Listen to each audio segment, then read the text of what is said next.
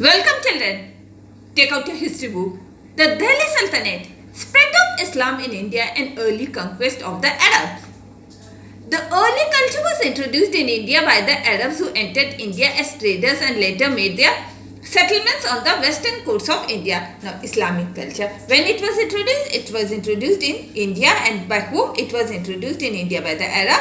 And these Arabs, they have entered India as traders and later they made their settlements on the western coast of India. In Gujarat, they received liberal protection from the Hindu rulers, and Zamorin of Calicut patronized the Arab traders.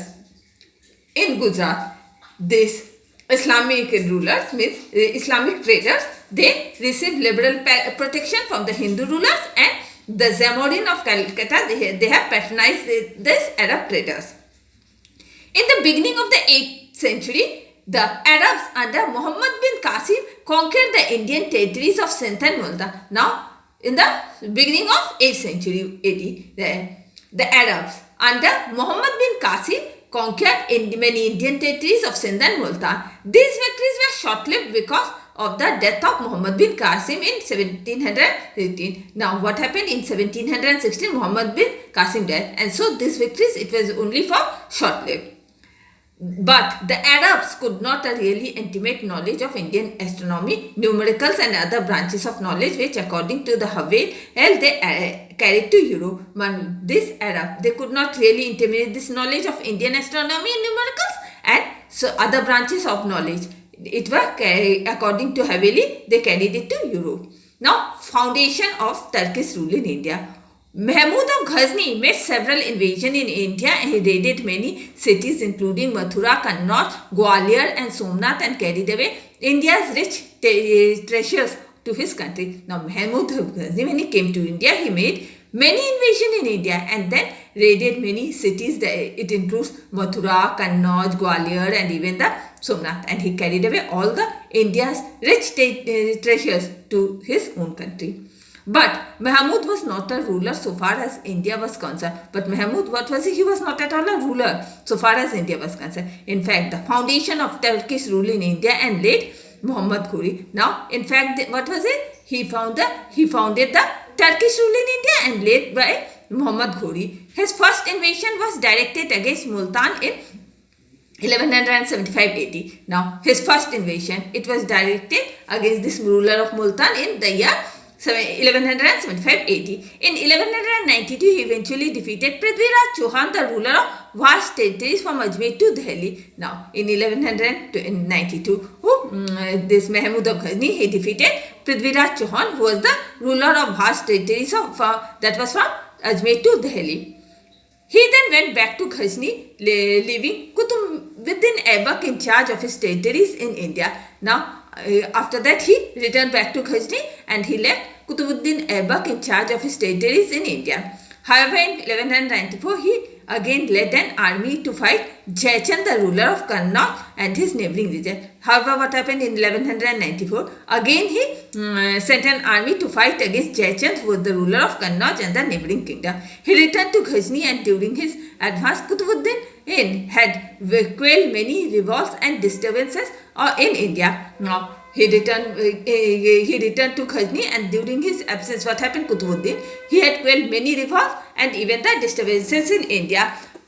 Muhammad Ghori, who died in 1206, left no male here to succeed him. Now, Muhammad Ghori, he died in the year 1206 and after him there was no male here to succeed him. Qutbuddin Aibak laid the foundation of Delhi Sultanate under a new dynasty popularly known as the Slave Dynasty. Now, after him, what happened? Qutbuddin Aibak, he laid the foundation of Delhi Sultanate and under a new dynasty which was popularly known as Slave Dynasty. From 1206 to 1526, as many as 5 dynasties ruled over the Delhi Sultanate. Now, it was from the era 1206 to 1526. That means 5 dynasties, they ruled this Delhi Sultanate. Sources to reconstruct the Delhi Sultanate. There are many literary and archaeological sources to reconstruct the period of the Delhi Sultanate. Many sources we have, that is the literary sources and the archaeological sources through which we can know about the period of Delhi Sultanate. Literary sources. The literary sources are many such as Tariq-e-Firoz Shahi, authorized by Ziauddin Barauni, Prithviraj Raso, authored by Chand Bardai, and writings of Minhaj as Siraj. Now, literary sources, many, that is Tariq-e-Firoz Shahi, it was authorized by Ziauddin Barani, and Prithviraj Raso, it was authorized by Chand Bardai, and even the writing that was Minhaj as Siraj. Barani's work starts in the accession of Balban in 1260. Now, Barani's work, what happened? It starts with the accession of Balban in 1266 and comes down to the 6th year of the design of Firoz Shah Tughlaq. And when it comes down to the 6th year of the design of Firoz Shah Tughlaq. Chand Bardai was the court poet of Prithviraj Chauhan, a great soldier and the ruler of Ajmer and Delhi. Now, Chand Bardai, who was he? He was the court poet of Prithviraj Chauhan, and he was a great soldier of the ruler of Ajmer and Delhi. He defeated the Chandela king. We find in Prithviraj Rahot an interesting account of Prithviraj's deeds of valor and of love. What he did, he defeated, that is, the Chandela king, and we find Prithviraj Raso was an interesting account of Prithviraj's deeds of valor and of love. Ibn Battuta, a foreign traveler, reached Sindh in 1333 AD. Now, Ibn Battuta, who was he? He was a foreign traveler. He reached Sindh, that was in the year 1333 AD, and spent many years at the court of Muhammad Tughlaq. Now, after he reached India, what happened?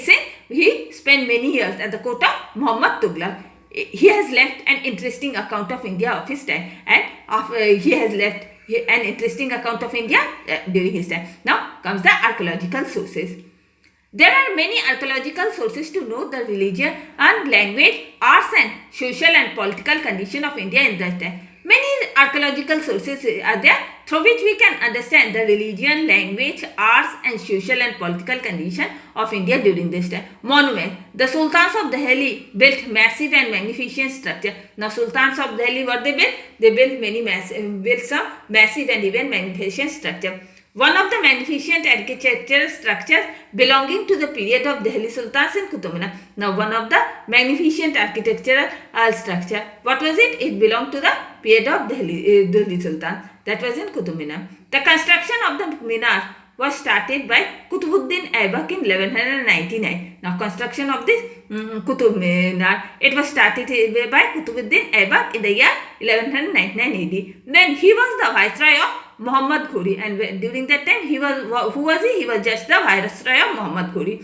It was completed by Iltutmish in 1230, and this was completed by Iltutmish, that was in the year 1230. Now take out your diary, write Delhi Sultanate, and 2 pages, explain, homework, revise it. And with this, I am ending my today's class.